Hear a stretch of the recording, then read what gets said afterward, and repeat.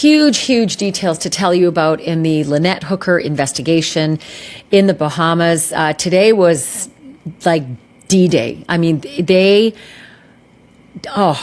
I am so proud of the Coast Guard and what they did today.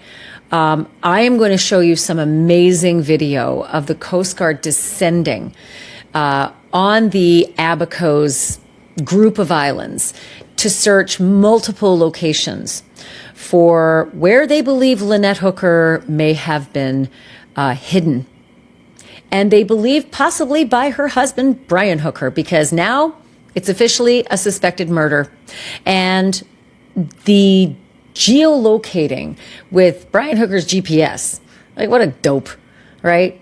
The guy had a watch and the guy had some phones, and I guess he thinks he's smarter than he is, because the story he told everybody about his wife, Lynette, bouncing off the back of the dinghy and then, oh no, I couldn't rescue her. It's such bullshit. And the GPS data proves it. So now it's just a matter of going to where the GPS data had him, because his story was somewhere else, and actually looking for Lynette. And can I just tell you that they mean business. The Coast Guard Investigative Service is nailing this one. They are on it, and they have been for over 7 weeks, working 7 days a week. And I know it because I see the stuff they're doing on weekends at midnight, like they're working nonstop. And today, everything came together. 154-foot Coast Guard cutter shows up in the Abacos with a crew of 24 and I think another dive team of 12 or so. I mean, there was a lot of people that showed up today. They did not even anchor that Coast Guard cutter before the rigid inflatable boat, something called an over-the-horizon boat, it's one that goes really fast, was in the water and taking teams to search locations, multiple search locations. A woman is already dead. She just doesn't know it yet.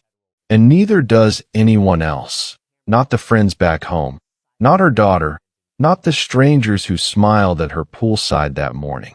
Somewhere on the dark water of the Bahamas, beneath a sky with no witnesses, the last moments of Lynette Hooker's life are playing out. And the only other person there, the one person who was supposed to love her, is already rehearsing his lie. The dinghy, the waves, the story that was supposed to bury the truth along with her body. What he didn't count on was a watch on his wrist and a phone in his pocket quietly recording every move he made. The GPS doesn't forget. The GPS doesn't grieve. And the GPS does not lie. What you are about to hear is a case that will make your blood run cold. A disappearance, a web of deceit, and a search across open water for a woman who deserves to be found. Before we go any further, please be aware that this episode contains details that are deeply disturbing and may be distressing to some viewers. Listener discretion is strongly advised. If you are new here, welcome to Kyrian Wilson. Hit subscribe, turn on your notifications, and drop a comment below letting us know where in the world you are watching from. And if this case moves you, like and share this video, because Lynette's story deserves to be heard. Now let's get into it. The Abaco Islands sit in the northern Bahamas like a chain of emeralds scattered across the Atlantic edge of the Caribbean. Hope Town, on Elbow Cay, is the kind of place people spend their whole lives trying to reach. Pastel-colored houses, a candy-striped lighthouse, and water so clear you can see the sand shifting 20 feet below the surface. On the night of April 4th, 2026, the air was warm. The kind of warm that makes you feel like the world has finally slowed down.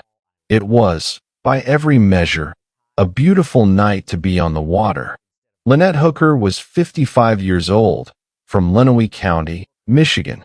Her mother, Darlene Hamlet, described a daughter who had been a swimmer her whole life, comfortable and confident in and around water in a way that only comes from growing up alongside it. Lynette had been married to Brian Hooker for 25 years, and since at least February of 2026, the two had been living full-time aboard their sailboat, a vessel they had named the Soulmate. The last time anyone outside of Brian saw Lynette Hooker alive, she was poolside at the Abaco Inn in Hope Town. The Abaco Inn is a quiet resort that looks east, directly toward the open Atlantic. Brian and Lynette had dinner and drinks there that evening, an ordinary into what looked like an ordinary day. According to Bahamian officials, they left the inn at approximately 7:30 p.m., just 4 minutes after sunset, boarding their 8-foot hard-bottom dinghy for the short ride toward the anchored Soulmate near Elbow Cay. Lynette had posted her last TikTok 2 days before that evening. For years, she and Brian had been building an audience under the name The Sailing Hookers, documenting their life aboard the Soulmate on TikTok and Instagram. Their followers had watched them sail through Louisiana, Florida, and the Bahamas, cooking on a solar oven, paddleboarding in Marsh Harbor, laughing through sudden squalls. It looked, from the outside, like everything a life at sea is supposed to look like. Lynette Hooker never made it back to the Soulmate. According to Brian, his wife fell overboard from the dinghy as they were navigating rough waters back toward their yacht. He told authorities she had been holding the engine's ignition safety key when she went into the water, and when she fell, the engine cut out. He said he yelled to her that he had lost an oar, threw the anchor out, and kept calling into the darkness. He said he couldn't see her because the moon had not yet risen. He said he eventually paddled the dinghy back to shore alone. Authorities were not contacted until approximately 4 in the morning on April 5th. Brian arrived at the Marsh Harbor boatyard and told someone there what had happened. That person called the Royal Bahamas Police Force. The RBPF launched an initial search of the waters near Elbow Cay and Aunt Pat's Bay. They found nothing. Lynette Hooker was gone. The questions would only multiply from here. This investigation is still unfolding in real time, with new developments emerging week after week. Stay close to this story, because everything that comes next changes how this night looks entirely. When a person disappears, the first thing investigators do is test the account they've been given against everything that can be independently verified. Weather records, witness statements, physical evidence. The timeline. Each one is a wall a fabricated story has to climb. In the case of Brian Hooker, the walls started appearing almost immediately. Brian had told authorities the night was rough, that unpredictable seas and high winds had caused Lynette to fall from the dinghy. He put it in writing. For days after she vanished, he published a statement on Facebook describing a boat accident in unpredictable seas and high winds. Weather records from that night told a different story. Conditions in the Abaco Islands on the evening of April 4th were calm. Not rough, not stormy, calm. The kind of flat Caribbean night that draws people onto the water in the first place. That Facebook post was later quietly deleted. Brian had also told a witness at the Marsh Harbor boatyard that he fired 2 flares after Lynette went overboard, that a passing boat spotted the first flare and kept going. No vessel ever came forward. No independent observer reported seeing a distress flare that night. Nothing corroborated it. Brian's description of the evening kept shifting in small but significant ways, and people who knew him were starting to notice. One of those people was Blaine Stevenson. Stevenson and his wife Marnie met the Hookers through the boating community, crossing paths while anchored together in Bradenton, Florida, in late 2023. When Lynette disappeared, Stevenson reached out to Brian and began recording those phone calls, not out of suspicion at first, but because Brian kept changing details and Stevenson was struggling to keep up. He said Brian was all over the place. The recordings captured Brian calling it a cascade of failures. The voice on the call stated Lynette bounced off the dinghy, that neither was wearing a life jacket, and that she did not grab the flotation cushion that was thrown. Stevenson ultimately handed those recordings to investigators. Separately, a friend named Daniel Danforth, familiar with the Soulmate, came forward in early May with a detail that stopped people cold. Brian Hooker had not used the $33,000 thermal infrared camera aboard the Soulmate the night Lynette disappeared, equipment capable of detecting heat signatures in total darkness, designed specifically for nighttime search on open water. Danforth reported this directly to the Coast Guard. Publicly, Brian maintained a steady posture. He told NBC News he had never harmed Lynette and would never harm Lynette. His attorney, Terrell Butler, stated he categorically and unequivocally denies any wrongdoing. Then, on April 15th, just 10 days after Lynette disappeared, Brian Hooker left the Bahamas and flew back to the United States. What investigators were mapping with increasing urgency was a relationship with a documented history of volatility. Lynette's daughter, Carly Aylesworth, described their relationship as volatile, saying her mother and Brian had a history of not getting along, especially when they drink. A 2015 police report from Kentwood, Michigan, documented a mutual assault complaint in which both accused the other. Lynette alleged Brian choked her and struck her that night. The warrant was ultimately denied after police could not determine who had started it. Lynette's mother, Darlene Hamlet, raised prior abuse concerns as well. And Carly Aylesworth told Fox News there was a history of Brian choking Lynette and threatening to throw her overboard. The family was not describing a single isolated incident. They were describing a pattern, a threat that had apparently been made while they were on the water, long before the night of April 4th. The fact that Lynette was now missing from exactly that water was not something her family was going to let disappear quietly. On April 8th, the Royal Bahamas Police Force arrested Brian Hooker for additional questioning based on probable cause. He was taken into custody in Marsh Harbor and held for 5 days while Bahamian prosecutors weighed what evidence they had.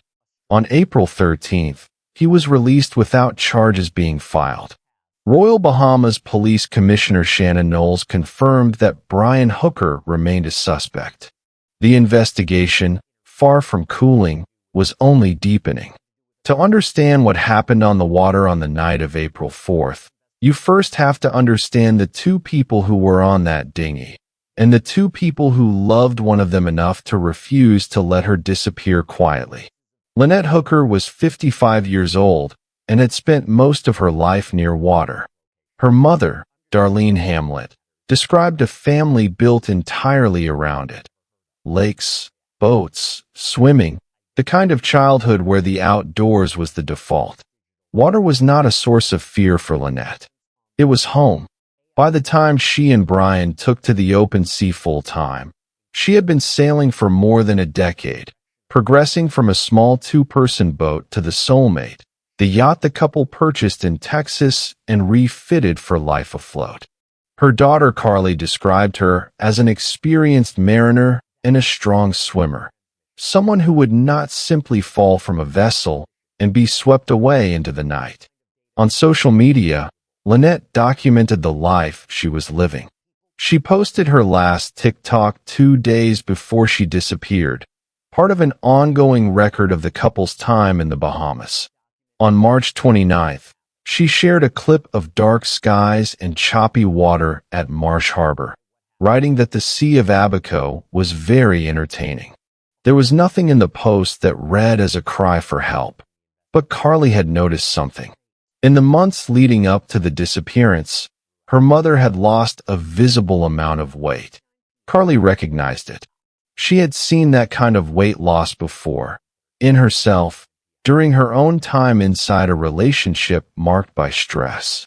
She knew what that kind of pressure looked like from the outside. Brian Hooker was 59 years old, a United States Marine veteran, and a former employee of AT&T. That last detail, reported by journalist Ashley Banfield and widely circulated in coverage of the case, carried more weight than it might otherwise. Brian had not simply left AT&T. According to reporting, he had been fired from the company for tampering with the GPS unit on his company vehicle, manipulating the device to mask his physical location from his employer. The detail was jarring in the context of the investigation that followed. A man with a documented history of manipulating location data was now at the center of a case where GPS evidence had become the most critical forensic thread investigators possessed. On the surface, none of that history was visible. Brian and Lynette maintained a warm, active public presence on their shared accounts under the name The Sailing Hookers, building an audience that watched them navigate the Caribbean and the Gulf Coast together. Carly Aylesworth, Lynette's daughter, was 28 years old. She had known Brian since she was approximately 3 years old. He was the only father figure she had grown up with. When he called to tell her that Lynette was gone, she described his voice as monotone and relaxed. She said she was in shock. In the days that followed, Carly traveled to the Bahamas, visited the Soulmate, and became one of the loudest public voices demanding a full investigation. Telling NBC News she felt the disappearance may have been pre-planned. Darlene Hamlet, Lynette's mother, moved with equal urgency. She drove to the Bahamian consulate in Miami and obtained an expedited passport so she could reach the islands as quickly as possible. She told the Associated Press she was still counting on a miracle. "Now I have everything.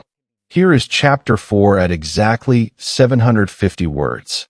There is a particular kind of moment in a criminal investigation when a single piece of evidence changes the entire shape of everything that came before it. Not just the official search, the framework, the presumption of direction, the sense of who was telling the truth. In the case of Lynette Hooker's disappearance, that moment arrived quietly, in the form of data extracted from a marine navigation app on Brian Hooker's own phone. Investigators working on the case, including agents from the U.S. Coast Guard Investigative Service, recovered GPS data from a navigation app that had been active on Brian's phone during the events of April 4th. What that data showed was direct and damaging. The device had been out on the water that night.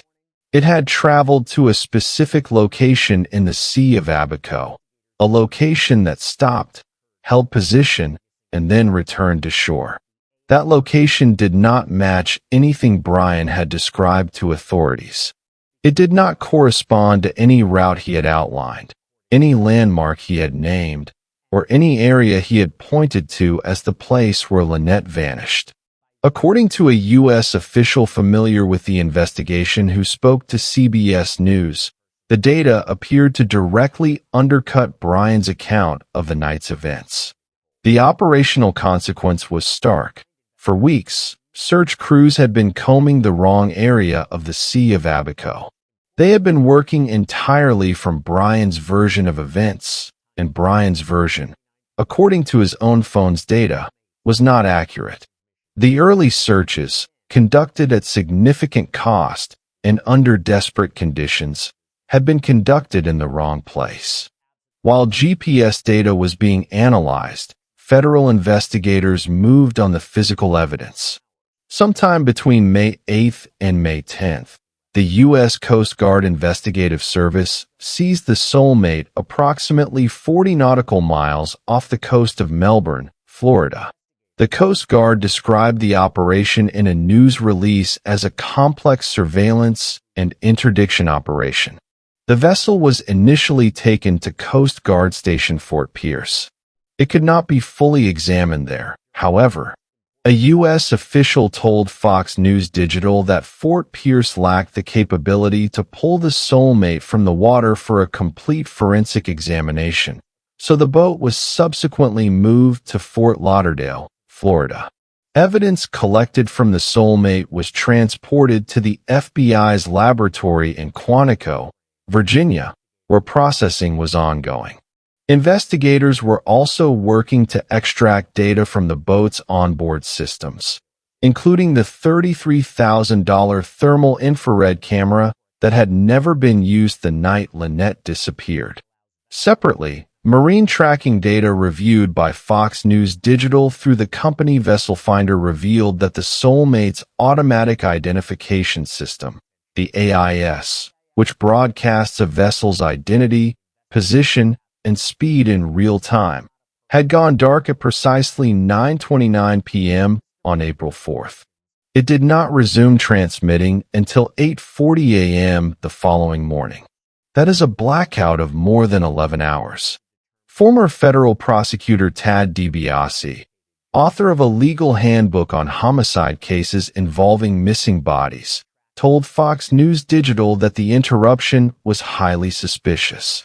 In his assessment, if the system had failed catastrophically, it would simply never come back on. The fact that it went dark and then resumed pointed to a deliberate action. Someone had turned it off or disabled it and then turned it back on. By the time the GPS data had been processed and the Soulmate had been seized, the legal framework governing the investigation had already shifted. A U.S. official confirmed to CBS News that the case was being examined under the framework of a federal statute covering the possible foreign murder of a U.S. national. The jurisdictional basis was clear and threefold. Lynette Hooker was a U.S. citizen, Brian Hooker was a U.S. citizen, and the Soulmate was a U.S. flagged vessel. Those three facts together established federal standing regardless of where in the world the crime may have occurred. Multiple federal agencies were confirmed to be involved. Back in Michigan, Brian had replaced his Bahamian attorney with a new one, Crystal Marie Hauser, a Grand Rapids-based defense lawyer. Hauser went on the record with ABC News, asking the public to extend Brian the benefit of the doubt. Shortly after her public appearance, Brian stopped giving interviews entirely. Armed with the phone's GPS data, investigators identified a precise new search zone. The target area sat in the Sea of Abaco at a depth of approximately 25 feet, shallow enough for divers, specific enough to suggest purpose. U.S. authorities formally requested permission from the Royal Bahamas Police Force to deploy a dive team to those exact coordinates. That permission was granted.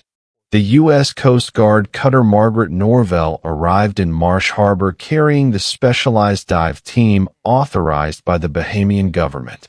The operation was no longer theoretical. Divers were in the water. What they found, or did not find, when they reached those coordinates is the question that has driven every headline since. On the evening of June 2nd, 2026, 59 days after Lynette Hooker was last seen alive, a 154-foot U.S. Coast Guard fast response cutter entered the harbor at Marsh Harbor, Abaco, and the second search began. The vessel was the Margaret Norvell, a Sentinel-class cutter homeport out of Miami, named after a woman, crewed by 4 officers and 20 enlisted personnel, and carrying aboard her a specialist dive team of approximately a dozen trained underwater investigators. The Margaret Norvell had departed Miami on Tuesday and arrived at Hopetown around 5 in the afternoon before repositioning to Marsh Harbor.